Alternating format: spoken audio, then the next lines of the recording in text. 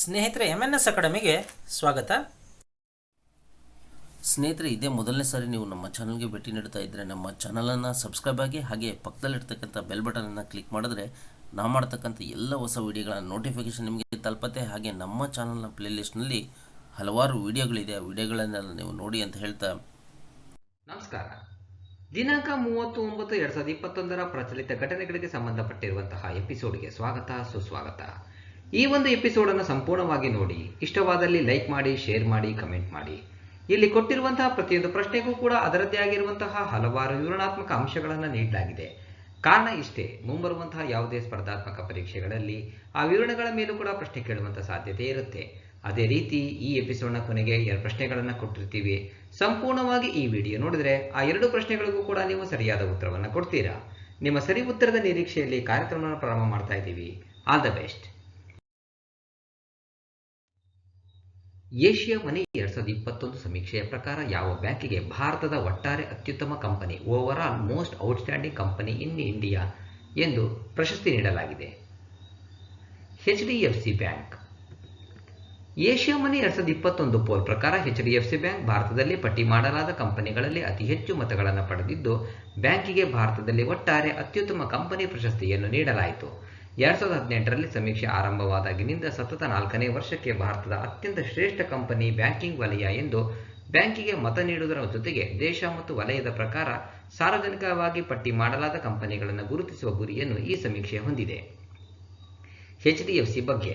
HDFC CEO Shashidhar Jagadeesan, ಪ್ರಧಾನ ಕಚೇರಿ ಮುಂಬೈ, ಸ್ಥಾಪನೆ ಆಗಸ್ಟ್ 1994. HDFCಯ ಟ್ಯಾಗ್ಲೈನ್, ನಾವು ನಿಮ್ಮ ಪ್ರಪಂಚವನ್ನು ಅರ್ಥ ಮಾಡಿಕೊಂಡಿದ್ದೇವೆ, we understand your world. 3 is the right answer. 2021ರ ಮೊದಲಾರ್ಧದಲ್ಲಿ ಭಾರತವು ದುಬೈನ ಅತಿದೊಡ್ಡ ಎಷ್ಟನೇ ವ್ಯಾಪಾರ ಪಾಲುದಾರನಾಗಿ ಹೊರಹೊಮ್ಮಿದೆ? 2ನೇ. ಚೀನಾದ ನಂತರ ಭಾರತವು ದುಬೈನ 2ನೇ ಅತಿದೊಡ್ಡ ವ್ಯಾಪಾರ ಪಾಲುದಾರನಾಗಿ ಹೊರಹೊಮ್ಮಿದೆ. 2021ರ ಮೊದಲಾರ್ಧದಲ್ಲಿ ಭಾರತದ ಒಟ್ಟಾರೆ ಪರಿಮಾಣ 38.5 ಬಿಲಿಯನ್ ದಿರ್ಹಂಗಳನ್ನು ಮುಟ್ಟುತ್ತಿದೆ. ದುಬೈ ಸರ್ಕಾರದ ಹೇಳಿಕೆಯ ಪ್ರಕಾರ ದುಬೈ ಚೀನಾದೊಂದಿಗೆ 86.7 ಬಿಲಿಯನ್ ದಿರ್ಹಂ ವ್ಯಾಪಾರವನ್ನು 2021ರ H1 ಅಂದರೆ ಫಸ್ಟ್ ಹಾಫ್ನಲ್ಲಿ ಹೊಂದಿತ್ತು. ಇದರ ನಂತರ ಭಾರತ ಮತ್ತು US ಕ್ರಮವಾಗಿ 2ನೇ ಮತ್ತು 3ನೇ ಸ್ಥಾನದಲ್ಲಿದೆ. 2020ರ H1 ಅಂದರೆ ಫಸ್ಟ್ ಹಾಫ್ನಲ್ಲಿ 38.5 ಬಿಲಿಯನ್ ದಿರ್ಹಂನಿಂದ 2021ರಲ್ಲಿ ಭಾರತದೊಂದಿಗಿನ ವ್ಯಾಪಾರವು 74.5% ಹೆಚ್ಚಾಗಿದೆ. 2 is the right answer. ತೆರಿಗೆ ದರಗಳ ತರ್ಕಬದ್ಧಗೊಳಿಸುವಿಕೆಯನ್ನು ಪ್ರಸ್ತಾಪಿಸಲು ಮತ್ತು GST ಅಡಿಯಲ್ಲಿ ವಿವಿಧ ತೆರಿಗೆ ಸ್ಲಾಬ್ಗಳನ್ನು ವಿಲೀನವನ್ನು ಪರಿಗಣಿಸಲು ಸರ್ಕಾರ ರಚಿಸಿದ GOMನ ಮುಖ್ಯಸ್ಥರಾಗಿ ಯಾರು ನೇಮಕಗೊಂಡಿದ್ದಾರೆ? ಬಸವರಾಜ ಎಸ್ ಬೊಮ್ಮಾಯಿ. ತೆರಿಗೆ ದರಗಳ ತರ್ಕಬದ್ಧಗೊಳಿಸುವಿಕೆ ಮತ್ತು GST ಅಡಿಯಲ್ಲಿ ವಿವಿಧ ತೆರಿಗೆ ಸ್ಲಾಬ್ಗಳ ವಿಲೀನವನ್ನು ಪರಿಗಣಿಸಲು ಸರ್ಕಾರವು 7 ಸದಸ್ಯರ ಮಂತ್ರಿಗಳ ಗುಂಪನ್ನು ಗ್ರೂಪ್ ಆಫ್ ಮಿನಿಸ್ಟರ್ಸ್ GOM ರಚಿಸಿದೆ. ಈ ಮಂತ್ರಿಗಳ ಗುಂಪನ್ನು ಗ್ರೂಪ್ ಆಫ್ ಮಿನಿಸ್ಟರ್ಸ್ ಅನ್ನು ಕರ್ನಾಟಕದ ಮುಖ್ಯಮಂತ್ರಿ ಬಸವರಾಜ ಎಸ್ ಬೊಮ್ಮಾಯಿ ನೇತೃತ್ವ ವಹಿಸಲಿದ್ದಾರೆ. ತೆರಿಗೆ ವಂಚನೆಯನ್ನು ಕಡಿಮೆ ಮಾಡಲು ಮತ್ತು ತೆರಿಗೆದಾರರಿಗೆ ಅನುಸರಣೆಯನ್ನು ಸುಲಭಗೊಳಿಸಲು IT ಉಪಕರಣಗಳನ್ನು ಟ್ಯಾಪ್ ಮಾಡಲು ಸರ್ಕಾರವು ಮತ್ತೊಂದು ಮಂತ್ರಿಗಳ ಗುಂಪನ್ನು ಗ್ರೂಪ್ ಆಫ್ ಮಿನಿಸ್ಟರ್ಸ್ GOM ಅನ್ನು ರಚಿಸಿದೆ. ಈ ಮಂತ್ರಿಗಳ ಗುಂಪನ್ನು ಅಜಿತ್ ಪವಾರ್ ಮಹಾರಾಷ್ಟ್ರ ಉಪ CM ಅವರು ನೇತೃತ್ವ ವಹಿಸಲಿದ್ದಾರೆ. 4 is the right answer. 2021ರ Shanti Swarup Bhatnagar ಪ್ರಶಸ್ತಿಯನ್ನು ಎಷ್ಟು ಜನ ಪಡೆದಿದ್ದಾರೆ? 11. 2021ರಲ್ಲಿ 11 ವಿಜ್ಞಾನಿಗಳಿಗೆ ಶಾಂತಿ ಸ್ವರೂಪ್ ಭಟ್ನಾಗರ್ ಪ್ರಶಸ್ತಿ ನೀಡಲಾಯಿತು. ಇದನ್ನು ಸೆಪ್ಟೆಂಬರ್ 26, 2021ರಂದು council for scientific and industrial research CSIRನ 80ನೇ ಸಂಸ್ಥಾಪನಾ ದಿನದಂದು ಘೋಷಿಸಲಾಯಿತು. ಶಾಂತಿ ಸ್ವರೂಪ್ ಭಟ್ನಾಗರ್ ಪ್ರಶಸ್ತಿ ವಿಜ್ಞಾನ ಮತ್ತು ತಂತ್ರಜ್ಞಾನ ಕ್ಷೇತ್ರದಲ್ಲಿ ಅತ್ಯುತ್ತಮ ಭಾರತೀಯ ಕೆಲಸಕ್ಕಾಗಿ ನೀಡಲಾಗುವ ಅತ್ಯುನ್ನತ ವಿಜ್ಞಾನ ಪ್ರಶಸ್ತಿಯಾಗಿದೆ. ಪ್ರಶಸ್ತಿಯನ್ನು CSIR ಇಂಡಿಯಾದ ಸಂಸ್ಥಾಪಕ ನಿರ್ದೇಶಕರಾದ ದಿವಂಗತ ಡಾಕ್ಟರ್ ಸರ್ ಶಾಂತಿ ಸ್ವರೂಪ್ ಭಟ್ನಾಗರ್ ಅವರ ಹೆಸರನ್ನು ಇಡಲಾಗಿದೆ. ಜೈವಿಕ ವಿಜ್ಞಾನ, ರಾಸಾಯನಿಕ ವಿಜ್ಞಾನ, ಪರಿಸರ ವಿಜ್ಞಾನ, ಭೂಮಿ, ವಾಯುಮಂಡಲ, ಸಾಗರ ಮತ್ತು ಗ್ರಹ ವಿಜ್ಞಾನ, ಇಂಜಿನಿಯರಿಂಗ್ ವಿಜ್ಞಾನ, ಗಣಿತ ವಿಜ್ಞಾನ, ವೈದ್ಯಕೀಯ ವಿಜ್ಞಾನ ಮತ್ತು ದೈಹಿಕ ಈ 7 ಕ್ಷೇತ್ರಗಳಲ್ಲಿನ ಅತ್ಯುತ್ತಮ ಸಂಶೋಧನೆಗಾಗಿ 45 ವರ್ಷದೊಳಗಿನ ಭಾರತೀಯ ವಿಜ್ಞಾನಿಗಳಿಗೆ ಬಹುಮಾನ ನೀಡಲಾಗುತ್ತದೆ. 2 is the right answer. ವಿಜೇತರ ಪಟ್ಟಿ.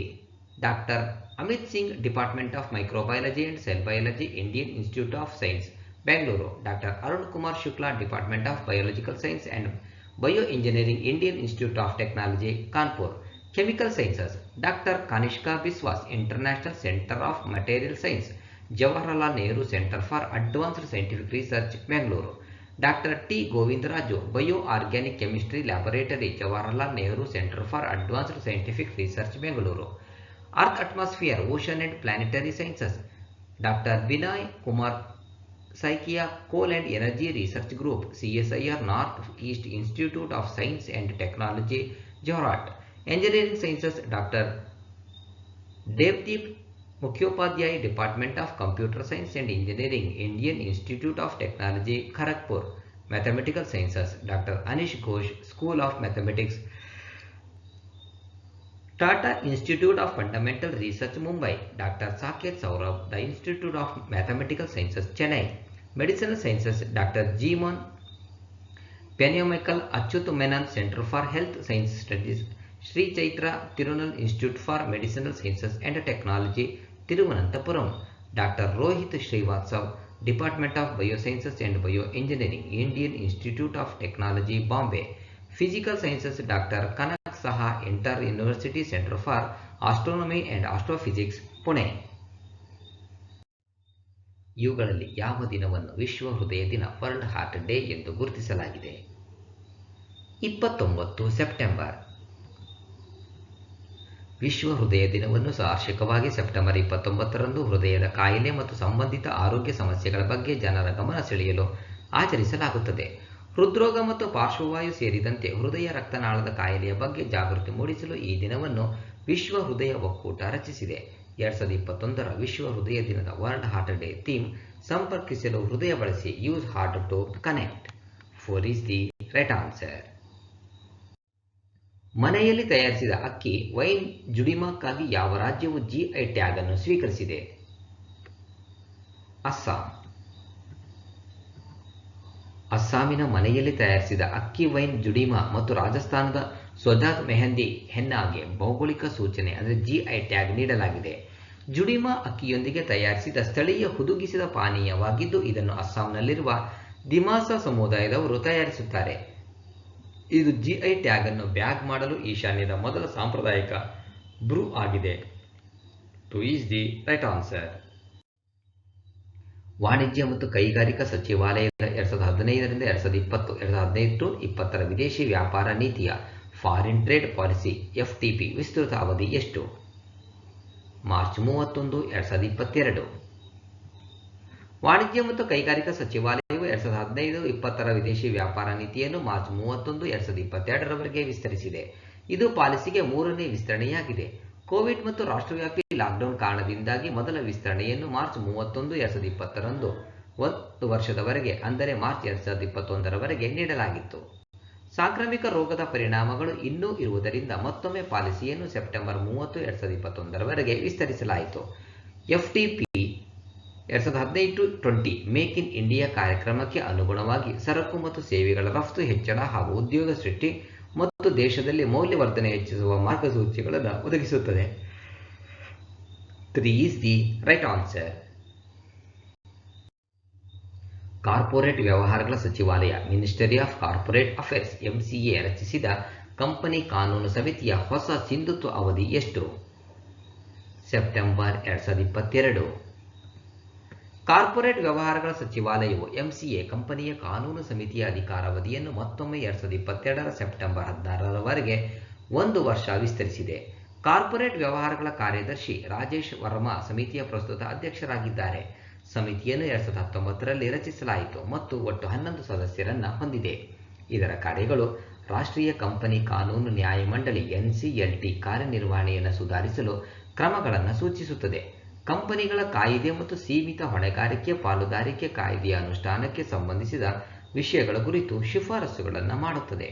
ಸಮಿತಿಯ ಅಧಿಕಾರಾವಧಿಯನ್ನು 2020ರಲ್ಲಿ September 17, 2021ರವರೆಗೆ ವಿಸ್ತರಿಸಲಾಯಿತು. 2 is the right answer. ಆಹಾರ ನಷ್ಟ ಮತ್ತು ತ್ಯಾಜ್ಯದ ಜಾಗೃತಿ ದಿನ international day of awareness of food loss and waste ಅನ್ನು ವಾರ್ಷಿಕವಾಗಿ ಯಾವ ದಿನದಂದು ಆಚರಿಸಲಾಗುತ್ತದೆ? 29 ಸೆಪ್ಟೆಂಬರ್. 2020ರಿಂದ ಆಹಾರ ವ್ಯರ್ಥದ ಸಮಸ್ಯೆಯನ್ನು ಪರಿಹರಿಸಲು ಜಾಗತಿಕ ಪ್ರಯತ್ನಗಳನ್ನು ಉತ್ತೇಜಿಸಲು ಮತ್ತು ಕಾರ್ಯಗತಗೊಳಿಸಲು ಆಹಾರ ನಷ್ಟ ಮತ್ತು ತ್ಯಾಜ್ಯದ ಜಾಗೃತಿ ದಿನವನ್ನು ಸೆಪ್ಟೆಂಬರ್ 29ರಂದು ಆಚರಿಸಲಾಗುತ್ತದೆ. ಯುನೈಟೆಡ್ ನೇಷನ್ಸ್ ಜನರಲ್ ಅಸೆಂಬ್ಲಿಯು 2019ರ ಸೆಪ್ಟೆಂಬರ್ 29ನ್ನು ಆಹಾರ ನಷ್ಟ ಮತ್ತು ತ್ಯಾಜ್ಯದ ಜಾಗೃತಿ ದಿನವೆಂದು ಘೋಷಿಸಿದೆ. 2021ರ ಆಹಾರ ನಷ್ಟ ಮತ್ತು ತ್ಯಾಜ್ಯದ ಜಾಗೃತಿ ದಿನದ ಥೀಮ್ ಜನರಿಗಾಗಿ, ಗ್ರಹಕ್ಕಾಗಿ ಆಹಾರ ನಷ್ಟ ಮತ್ತು ತ್ಯಾಜ್ಯವನ್ನು ನಿಲ್ಲಿಸಿ, stop food loss and waste for the people for the planet. ಈ ದಿನದ ಮುಖ್ಯ ಉದ್ದೇಶವೆಂದರೆ ಸುಸ್ಥಿರ ಆಹಾರ ಪದ್ಧತಿ ಮೂಲಕ ಹವಾಮಾನ ಬದಲಾವಣೆಯ ಸಮಸ್ಯೆಯನ್ನು ಪರಿಹರಿಸುವ ಕೆಲಸದೊಂದಿಗೆ ಜವಾಬ್ದಾರಿಯುತ ಬಳಕೆ ಮತ್ತು ಉತ್ಪಾದನೆ ಹಾಗೂ ಶೂನ್ಯ ಹಸಿವಿನ ಕಡೆಗೆ ಕ್ರಮಗಳನ್ನು ತೆಗೆದುಕೊಳ್ಳುವುದಾಗಿದೆ. One is the right answer. ನಗರ ಹೆಲ್ಪ್ ಗ್ರೂಪ್ಸ್ SHGsಗಳ ಮೈಕ್ರೋ ಫುಡ್ ಪ್ರೊಸೆಸಿಂಗ್ ಯೂನಿಟ್ಗಳನ್ನು ಬೆಂಬಲಿಸುವ ಸಲುವಾಗಿ ಸರ್ಕಾರವು PM formalisation of micro food processing enterprises PMFPFME ಯನ್ನು ಯಾವ ಯೋಜನೆಯೊಂದಿಗೆ ಸಂಯೋಜಿಸಿದೆ? ಡೇ ನಲ್. ವಸತಿ ಮತ್ತು ನಗರ ವ್ಯವಹಾರಗಳ ಸಚಿವಾಲಯ MOHUA micro food processing enterprises PMFME ಮತ್ತು ದೀನ್ ದಯಾಳ್ ಅಂತ್ಯೋದಯ ಯೋಜನೆ ರಾಷ್ಟ್ರೀಯ ನಗರ ಜೀವನೋಪಾಯ ಮಿಷನ್ ಡೇ ನಲ್ ಯೋಜನೆಯ ಕಾರ್ಯಕ್ರಮವನ್ನು ಆಯೋಜಿಸಿದೆ. ಉದ್ದೇಶ ನಗರ SHGಗಳ ಮೈಕ್ರೋ ಆಹಾರ ಸಂಸ್ಕರಣಾ ಘಟಕಗಳನ್ನು ಬೆಂಬಲಿಸಲು ಇದನ್ನು ಮಾಡಲಾಗಿದೆ. ಮೈಕ್ರೋ ಫುಡ್ ಪ್ರೊಸೆಸಿಂಗ್ ಎಂಟರ್ಪ್ರೈಸಸ್ನ PM ಔಪಚಾರಿಕೀಕರಣ PMFME ಅನ್ನು 29 ಜೂನ್ 2020ರಂದು ಆಹಾರ ಸಂಸ್ಕರಣಾ ಕೈಗಾರಿಕಾ ಸಚಿವಾಲಯ ಪ್ರಾರಂಭಿಸಿತು. PMFME ಯೋಜನೆಯನ್ನು ಪ್ರಸ್ತುತ 35 ರಾಜ್ಯಗಳು ಮತ್ತು ಕೇಂದ್ರಾಡಳಿತ ಪ್ರದೇಶಗಳಲ್ಲಿ ಜಾರಿಗೊಳಿಸಲಾಗುತ್ತಿದೆ. ಅಸಂಘಟಿತ ವಿಭಾಗದಲ್ಲಿನ ವೈಯಕ್ತಿಕ ಸೂಕ್ಷ್ಮ ಉದ್ಯಮಗಳ ಸ್ಪರ್ಧಾತ್ಮಕತೆಯನ್ನು ಹೆಚ್ಚಿಸಲು ಮತ್ತು ಈ ಆಹಾರ ಸಂಸ್ಕರಣಾ ವಲಯದ ಔಪಚಾರಿಕತೆಯನ್ನು ಉತ್ತೇಜಿಸಲು ಇದನ್ನು ಆರಂಭಿಸಲಾಗಿದೆ. MOHUA ಡೇ ನಲ್ ಹೆಸರಿನ ಪ್ರಮುಖ ಯೋಜನೆಯನ್ನು ಅನುಷ್ಠಾನಗೊಳಿಸುತ್ತಿದೆ. ಇದು 61 ಲಕ್ಷ ನಗರ ಬಡ ಮಹಿಳೆಯರನ್ನು SHGಗಳು ಮತ್ತು ಅವರ ಒಕ್ಕೂಟಗಳಲ್ಲಿ ಸಜ್ಜುಗೊಳಿಸಿದೆ. ಲಾಭ: ಎರಡೂ ಯೋಜನೆಗಳ ಒಗ್ಗೂಡಿಸುವಿಕೆಯು ಆಹಾರ ಸಂಸ್ಕರಣಾ ಚಟುವಟಿಕೆಗಳಲ್ಲಿ ಭಾಗಿಯಾಗಿರುವ ರಾಜ್ಯಗಳು, ಕೇಂದ್ರಾಡಳಿತ ಪ್ರದೇಶಗಳಿಂದ ಗುರುತಿಸಲ್ಪಟ್ಟ ಸುಮಾರು 32,000 SHGಗಳಿಗೆ ಪ್ರಯೋಜನವನ್ನು ನೀಡುವುದಾಗಿದೆ. One is the right answer. ವಿಶ್ವ ರೇಬೀಸ್ ದಿನವನ್ನು ಯಾವಾಗ ಆಚರಿಸಲಾಗುತ್ತದೆ? 28 ಸೆಪ್ಟೆಂಬರ್. ವಿಶ್ವ ರೇಬೀಸ್ ದಿನವನ್ನು ವಾರ್ಷಿಕವಾಗಿ ಸೆಪ್ಟೆಂಬರ್ 28ರಂದು ಮಾನವರು ಮತ್ತು ಪ್ರಾಣಿಗಳ ಮೇಲೆ ರೇಬೀಸ್ ಪರಿಣಾಮದ ಬಗ್ಗೆ ಅರಿವು ಮೂಡಿಸಲು, ರೋಗವನ್ನು ತಡೆಗಟ್ಟುವ ಬಗ್ಗೆ ಮಾಹಿತಿ ಮತ್ತು ಸಲಹೆ ನೀಡಲು ಮತ್ತು ರೇಬೀಸ್ ನಿಯಂತ್ರಣಕ್ಕೆ ಪ್ರಯತ್ನಗಳನ್ನು ಆಚರಿಸಲು ಆಚರಿಸಲಾಗುತ್ತಿದೆ. 2021ರ ವಿಶ್ವ ರೇಬೀಸ್ ದಿನ 15ನೇ ಆವೃತ್ತಿಯಾಗಿದೆ. 2021ರಲ್ಲಿ ವಿಶ್ವ ರೇಬೀಸ್ ದಿನದ ವಿಷಯವೆಂದರೆ ರೇಬೀಸ್ ಸತ್ಯ, ಭಯವಲ್ಲ. Rabies facts not fear. ಮೊದಲ ರೇಬೀಸ್ ಲಸಿಕೆಯನ್ನು ಅಭಿವೃದ್ಧಿಪಡಿಸಿದ ಫ್ರೆಂಚ್ ರಸಾಯನಶಾಸ್ತ್ರಜ್ಞ ಮತ್ತು ಮೈಕ್ರೋಬಯಾಲಜಿಸ್ಟ್ ಲೂಯಿಸ್ ಪಾಶ್ಚರ್ ಅವರ ಮರಣ ವಾರ್ಷಿಕೋತ್ಸವವನ್ನು ಈ ದಿನವು ಗುರುತಿಸುತ್ತದೆ. 3 ಈಸ್ ದಿ ರೈಟ್ ಆನ್ಸರ್. ಯಾವ ರಾಜ್ಯದ ನಾಗ ಸೌತೆಕಾಯಿ ತನ್ನ ವಿಶಿಷ್ಟ ಗುಣಗಳಿಗಾಗಿ ಇತ್ತೀಚೆಗೆ GI ಟ್ಯಾಗ್ ಅನ್ನು ಪಡೆದುಕೊಂಡಿದೆ? ನಾಗಾಲ್ಯಾಂಡ್. ನಾಗಾಲ್ಯಾಂಡ್ನ ನಾಗ ಸೌತೆಕಾಯಿಯನ್ನು ಅಧಿಕೃತವಾಗಿ ಭಾರತದ ಭೌಗೋಳಿಕ ಸೂಚನೆಗಳ ರಿಜಿಸ್ಟ್ರರ್ ರಾಜ್ಯಕ್ಕೆ ವಿಶಿಷ್ಟವಾದ ಕೃಷಿ ಉತ್ಪನ್ನವೆಂದು ಅಧಿಕೃತವಾಗಿ ಪ್ರಮಾಣೀಕರಿಸಿದ್ದಾರೆ. ಇದು ನಾಗಾಲ್ಯಾಂಡ್ನಿಂದ GI ಟ್ಯಾಗ್ ಅನ್ನು ಪಡೆದ 3ನೇ ಕೃಷಿ ಉತ್ಪನ್ನ ಮತ್ತು ಒಟ್ಟಾರೆ 4ನೇಯದಾಗಿದೆ. GI ಟ್ಯಾಗ್ ಅನ್ನು ಭೌಗೋಳಿಕ ಸೂಚಕಗಳ ಸರಕುಗಳ ನೋಂದಣಿ ಮತ್ತು ರಕ್ಷಣೆ ಕಾಯ್ದೆ 1999ರ ಅಡಿಯಲ್ಲಿ ನೀಡಲಾಗಿದೆ. ನಾಗ ಸೌತೆಕಾಯಿಯನ್ನು ರಾಜ್ಯದ ಮೊನ್, ಮೊಕೊಚುಂಗ್, ಪೆರನ್ ಮತ್ತು ವಖಾ ಜಿಲ್ಲೆಗಳಲ್ಲಿ ಹೆಚ್ಚಾಗಿ ಬೆಳೆಯಲಾಗುತ್ತದೆ. 4 ಈಸ್ ದಿ ರೈಟ್ ಆನ್ಸರ್. ಮಾಹಿತಿಗಾಗಿ ಸಾರ್ವತ್ರಿಕ ಪ್ರವೇಶಕ್ಕಾಗಿ ಅಂತಾರಾಷ್ಟ್ರೀಯ ದಿನ international day for the universal access to information ಯಾವ ದಿನದಂದು ನಡೆಯುವ ವಾರ್ಷಿಕ ಕಾರ್ಯಕ್ರಮವಾಗಿದೆ? 28 ಸೆಪ್ಟೆಂಬರ್. ಸಾರ್ವತ್ರಿಕ ಮಾಹಿತಿ ಪ್ರವೇಶಕ್ಕಾಗಿ ಅಂತಾರಾಷ್ಟ್ರೀಯ ದಿನವನ್ನು ಸಾಮಾನ್ಯವಾಗಿ ಮಾಹಿತಿ ದಿನ ಎಂದು ಕರೆಯಲಾಗುತ್ತದೆ. ಪ್ರತಿ ವರ್ಷ ಸೆಪ್ಟೆಂಬರ್ 28ರಂದು ಆಚರಿಸಲಾಗುತ್ತದೆ. ಮಾಹಿತಿಗೆ ಸಾರ್ವತ್ರಿಕ ಪ್ರವೇಶ ಎಂದರೆ ಪ್ರತಿಯೊಬ್ಬರಿಗೂ ಆರೋಗ್ಯಕರ ಮತ್ತು ಅಂತರ್ಗತ ಜ್ಞಾನ ಸಮಾಜಗಳಿಗಾಗಿ ಮಾಹಿತಿಯನ್ನು ಹುಡುಕುವ, ಸ್ವೀಕರಿಸುವ ಮತ್ತು ನೀಡುವ ಹಕ್ಕು ಎಂದರ್ಥ. ಆರಂಭದಲ್ಲಿ ಈ ದಿನವನ್ನು ಯುನೆಸ್ಕೋ ನವೆಂಬರ್ 2015ರಲ್ಲಿ ಗೊತ್ತುಪಡಿಸಿತು ಮತ್ತು ಇದನ್ನು ಮೊದಲು 28 ಸೆಪ್ಟೆಂಬರ್ 2016ರಂದು ಆಚರಿಸಲಾಯಿತು. ನಂತರ ಇದನ್ನು 15ನೇ ಅಕ್ಟೋಬರ್ 2019ರಂದು 74ನೇ ವಿಶ್ವಸಂಸ್ಥೆಯ ಸಾಮಾನ್ಯ ಸಭೆಯಲ್ಲಿ ಘೋಷಿಸಲಾಯಿತು. 2021 international day for the universal access to information. ಇದರ ಥೀಮ್ ತಿಳಿಯುವ ಹಕ್ಕು, ಮಾಹಿತಿಯ ಪ್ರವೇಶದೊಂದಿಗೆ ಉತ್ತಮವಾಗಿ ನಿರ್ಮಿಸುವುದು. The right to know, building back better with access to information. 3 is the right answer. Akash ಕ್ಷಿಪಣಿಯ ಹೊಸ ಸುಧಾರಿತ ಆವೃತ್ತಿಯ ಮೊದಲ ಯಶಸ್ವಿ ಪರೀಕ್ಷಾ ಹೋರಾಟವನ್ನು DRDO ಸೆಪ್ಟೆಂಬರ್ 27, 2021 ನಡೆಸಿತು. ಹೊಸ ಕ್ಷಿಪಣಿಯ ಹೆಸರೇನು? ಆಕಾಶ್ ಪ್ರೈಮ್. ರಕ್ಷಣಾ ಸಂಶೋಧನೆ ಮತ್ತು ಅಭಿವೃದ್ಧಿ ಸಂಸ್ಥೆ DRDO 27 ಸೆಪ್ಟೆಂಬರ್ 2021 ಒಡಿಶಾದ ಚಂಡೀಪುರದ ಇಂಟಿಗ್ರೇಟೆಡ್ ಟೆಸ್ಟ್ ರೇಂಜ್ ITR ನಿಂದ ಆಕಾಶ್ ಕ್ಷಿಪಣಿಯ ಹೊಸ ಆವೃತ್ತಿಯ ಮೊದಲ ಪರೀಕ್ಷಾ ಹಾರಾಟವನ್ನು ಯಶಸ್ವಿಯಾಗಿ ನಡೆಸಿತು. ಪರೀಕ್ಷಾ ಹಾರಾಟದ ಯಶಸ್ಸು ವಿಶ್ವ ದರ್ಜೆಯ ಕ್ಷಿಪಣಿ ವ್ಯವಸ್ಥೆಗಳ ವಿನ್ಯಾಸ ಮತ್ತು ಅಭಿವೃದ್ಧಿಯಲ್ಲಿ DRDOನ ಸಾಮರ್ಥ್ಯವನ್ನು ಪ್ರದರ್ಶಿಸುತ್ತದೆ. ಆಕಾಶ್ ಪ್ರೈಮ್ ಈಗಿರುವ ಆಕಾಶ್ ಸಿಸ್ಟಮ್ಗೆ ಹೋಲಿಸಿದರೆ ಸುಧಾರಿತ ನಿಖರತೆಗಾಗಿ ಸ್ಥಳೀಯ ಸಕ್ರಿಯ ರೇಡಿಯೋ ಫ್ರೀಕ್ವೆನ್ಸಿ RF ಅನ್ವೇಷಕವನ್ನು ಹೊಂದಿದೆ. ಕ್ಷಿಪಣಿಯ ಸುಧಾರಿತ ಆವೃತ್ತಿಯು ಹೆಚ್ಚಿನ ಎತ್ತರದಲ್ಲಿ ಕಡಿಮೆ ತಾಪಮಾನದ ವಾತಾವರಣದಲ್ಲಿ ಹೆಚ್ಚು ವಿಶ್ವಾಸಾರ್ಹ ಕಾರ್ಯಕ್ಷಮತೆಯನ್ನು ಖಚಿತಪಡಿಸುತ್ತದೆ. 1 is the right answer.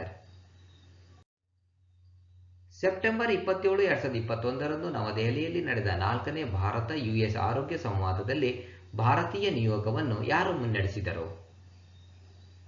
Bharati Praveen Pawar. September 27, 2021 ನವದೆಹಲಿಯಲ್ಲಿ ನಡೆದ 4ನೇ ಭಾರತ-US ಆರೋಗ್ಯ ಸಂವಾದದಲ್ಲಿ ಕೇಂದ್ರ ನಿಯೋಗದ ಆರೋಗ್ಯ ಮತ್ತು ಕುಟುಂಬ ಕಲ್ಯಾಣ ಖಾತೆ ರಾಜ್ಯ ಸಚಿವ ಡಾಕ್ಟರ್ ಭಾರತಿ ಪ್ರವೀಣ್ ಪವಾರ್ ಭಾರತೀಯ ನಿಯೋಗವನ್ನು ಮುನ್ನಡೆಸಿದರು. 2 ದಿನಗಳ ಸಂವಾದವು 2 ದೇಶಗಳ ನಡುವೆ ಆರೋಗ್ಯ ವಲಯದಲ್ಲಿ ನಡೆಯುತ್ತಿರುವ ಅನೇಕ ಸಹಯೋಗಗಳ ಕುರಿತು ಉದ್ದೇಶಪೂರ್ವಕ ವೇದಿಕೆಯಾಗಿದೆ. ಚರ್ಚೆಯ ವಿಷಯಗಳು ಸಾಂಕ್ರಾಮಿಕ ರೋಗ ಸಂಶೋಧನೆ ಮತ್ತು ಕಣ್ಗಾವಲು ಮತ್ತು ಲಸಿಕೆ ಅಭಿವೃದ್ಧಿಯನ್ನು ಬಲಪಡಿಸುವ ಪ್ರದೇಶವನ್ನು ಒಳಗೊಂಡಿರುತ್ತದೆ. 3 is the right answer. Lieutenant general Gurbir Pal Singh ಅವರನ್ನು ಯಾವ ಸಂಸ್ಥೆಯ ಹೊಸ ಮಹಾನಿರ್ದೇಶಕರನ್ನಾಗಿ ನೇಮಿಸಲಾಗಿದೆ? National cadet corps NCC. Lieutenant general Gurbir Pal Singh ಅವರು ಸೆಪ್ಟೆಂಬರ್ 27, 2021 ನ್ಯಾಷನಲ್ ಕೆಡೆಟ್ ಕಾರ್ಪ್ಸ್ NCCನ 34ನೇ ಮಹಾನಿರ್ದೇಶಕರಾಗಿ ಅಧಿಕಾರ ವಹಿಸಿಕೊಂಡಿದ್ದಾರೆ. ಲೆಫ್ಟಿನೆಂಟ್ ಜನರಲ್ ತರುಣ್ ಕುಮಾರ್ ಅವರ ಉತ್ತರಾಧಿಕಾರಿ ಇವರಾಗಿದ್ದಾರೆ. 2 is the right answer. Master ಕಾರ್ಡ್ನ ಹೊಸ ಜಾಗತಿಕ ಬ್ರಾಂಡ್ ಅಂಬಾಸಿಡರ್ ಆಗಿ ಯಾವ ಕ್ರೀಡಾ ವ್ಯಕ್ತಿಗಳನ್ನು ನೇಮಿಸಲಾಗಿದೆ? Magnus Carlsen. ಹಣಕಾಸು ಸೇವೆಗಳ ಕಂಪನಿ ಮಾಸ್ಟರ್ ಕಾರ್ಡ್ ಇಂಕ್ ತನ್ನ ಜಾಗತಿಕ ಬ್ರಾಂಡ್ ಅಂಬಾಸಿಡರ್ ಆಗಿ ಸಾರ್ವಕಾಲಿಕ ಅತ್ಯುನ್ನತ ಶ್ರೇಣಿಯ ಚೆಸ್ ಆಟಗಾರ ಮ್ಯಾಗ್ನಸ್ ಕಾರ್ಲ್ಸನ್ ಅವರನ್ನು ಹೆಸರಿಸಿದೆ. ಈ ಹಂತವು ಮಾಸ್ಟರ್ ಕಾರ್ಡ್ನ ಕ್ರೀಡಾ ಪ್ರಾಯೋಜಕತ್ವದ ಪಟ್ಟಿಯಲ್ಲಿ ಚೆಸ್ ಅನ್ನು ಸೇರಿಸುವ ಭಾಗವಾಗಿದೆ. ಇದರೊಂದಿಗೆ ನಾರ್ವೇಜಿಯನ್ ಚೆಸ್ ಗ್ರ್ಯಾಂಡ್ ಮಾಸ್ಟರ್ ಆದ Magnus Carlsen Lionel Messi, Naomi Osaka, Kristen Dunn ಮತ್ತು ಡಾನ್ ಕಾರ್ಟರ್ ರಂತಹ ರಾಯಭಾರಿಗಳ ಇತರ ಸ್ಪರ್ಧಾತ್ಮಕ ಆಟಗಾರರ ಸಾಲಿಗೆ ಸೇರುತ್ತಾರೆ. 4 is the right answer. ಇಂದಿನ ರಸಪ್ರಶ್ನೆ. ಪ್ರಶ್ನೆ 1. HDFCಯ ಪ್ರಧಾನ ಕಚೇರಿ ಎಲ್ಲಿದೆ? HDFCಯ ಪ್ರಧಾನ ಕಚೇರಿ ಎಲ್ಲಿದೆ? ಪ್ರಶ್ನೆ 2. ಯಾವ ಮೈಕ್ರೋಬಯಾಲಜಿಸ್ಟ್ ಸಾವಿನ ವಾರ್ಷಿಕೋತ್ಸವವನ್ನು ಆಚರಿಸಲು ವಿಶ್ವ ರೇಬಿಸ್ ದಿನವನ್ನು ವಾರ್ಷಿಕವಾಗಿ ಆಚರಿಸಲಾಗುತ್ತದೆ? ಯಾವ ಮೈಕ್ರೋಬಯಾಲಜಿಸ್ಟ್ ಸಾವಿನ ವಾರ್ಷಿಕೋತ್ಸವವನ್ನು ಆಚರಿಸಲು ವಿಶ್ವ ರೇಬಿಸ್ ದಿನವನ್ನು ವಾರ್ಷಿಕವಾಗಿ ಆಚರಿಸಲಾಗುತ್ತದೆ? ಈ 2 ಪ್ರಶ್ನೆಗಳಿಗೂ ಕೂಡ ನೀವು ಸರಿಯಾದ ಉತ್ತರವನ್ನು ಕೊಡ್ತೀರಾ ಎಂಬಂತ ನಿರೀಕ್ಷೆಯಲ್ಲಿ ಇವತ್ತಿನ ಎಪಿಸೋಡನ್ನು ಮುಗಿಸ್ತಾ ಇದ್ದೀನಿ. All the best. Thank you.